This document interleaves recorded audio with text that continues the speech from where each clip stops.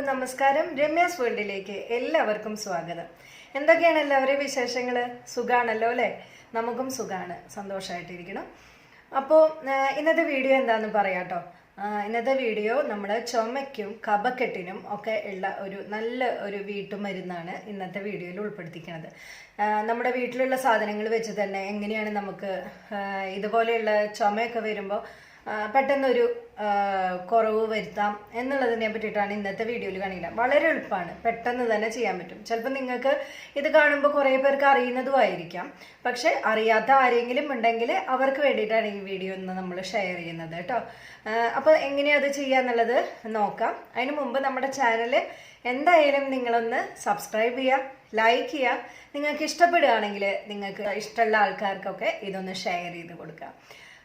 നിങ്ങളുടെ സപ്പോർട്ട് എപ്പോഴും ഉണ്ടായിരിക്കണം. നിങ്ങൾക്ക് എന്താണോ നിങ്ങൾക്ക് ഈ നമ്മൾ ഷെയർ ചെയ്യുന്ന വീഡിയോസ് ഇഷ്ടപ്പെടുകയാണോ അല്ലേ എന്താണെങ്കിലും നിങ്ങളുടെ അഭിപ്രായങ്ങൾ കമൻറ്റ് ബോക്സിലൂടെ കമൻ്റായിട്ട് അറിയിക്കുക. നമ്മളുടെ FB പേജ് ലിങ്കും ഇൻസ്റ്റാ പേജ് ലിങ്കും ഒക്കെ നമ്മൾ ഇതിൻ്റെ ഡിസ്ക്രിപ്ഷനിൽ കൊടുത്തിട്ടുണ്ട്. അവിടെയൊക്കെ ഫോളോ ചെയ്യുക. നമുക്കപ്പോൾ വീഡിയോയിലേക്ക് പോവാം അല്ലേ?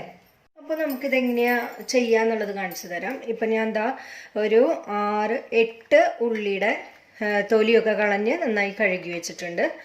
പിന്നെ ഉള്ളത് ഒരു കുറച്ച് വെള്ളം, അധികം വെള്ളമൊന്നും വേണ്ട, ഇതൊന്ന് അരയ്ക്കാൻ വേണ്ടിയിട്ടുള്ള വെള്ളം.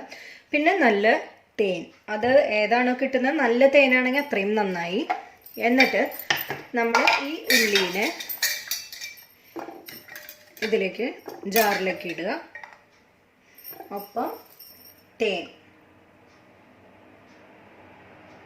ഒഴിച്ചു കൊടുക്കുക. കുട്ടികൾക്കാണെന്ന് വെച്ചിട്ടുണ്ടെങ്കിൽ തേൻ്റെ അളവ് ഇത്തിരി കൂട്ടിക്കോളൂ. അപ്പോൾ പിന്നെ അവർക്ക് ആ ഒരു ഉള്ളിയുടെ രുചി ബുദ്ധിമുട്ടുണ്ടാവില്ല. അപ്പോൾ തേൻ ഒഴിച്ചു കൊടുത്തു. ഇനി ഒരു നുള്ള്, ഇത് കുറേ വെള്ളമൊന്നും ഒഴിക്കേണ്ട, ഒരു നുള്ള് വെള്ളം ഒഴിച്ചു കൊടുക്കുക.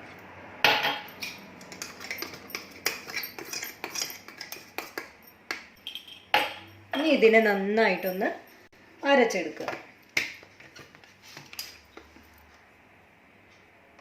ഇത് അരച്ചെടുത്തു. ഇനി ഇതിനെ നന്നായിട്ട് അരിച്ചെടുക്കണം. ഇതാ കണ്ടോ, നന്നായി ആയി. ഇനി ഇതിനെ നമുക്കൊന്ന് അരിച്ചെടുക്കാം.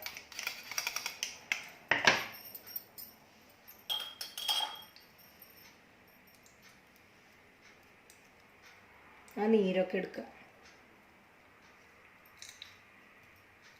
വെള്ളത്തിൻ്റെ അളവ് വേണമെങ്കിൽ ഒന്ന് കുറയ്ക്കണമെങ്കിൽ കുറയ്ക്കുകയും ചെയ്യാം, കുഴപ്പമില്ല കേട്ടോ. എന്നിട്ട് ഇത് കുടിക്കുക.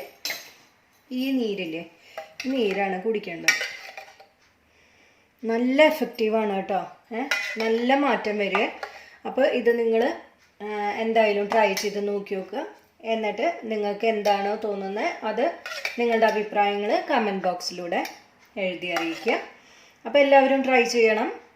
കഫക്കെട്ടുള്ള ആൾക്കാർക്ക്, അതുപോലെ നല്ല ചുമയുള്ള ആൾക്കാർ ഇത് എന്തായാലും ചെയ്ത് നോക്കി നോക്കുക.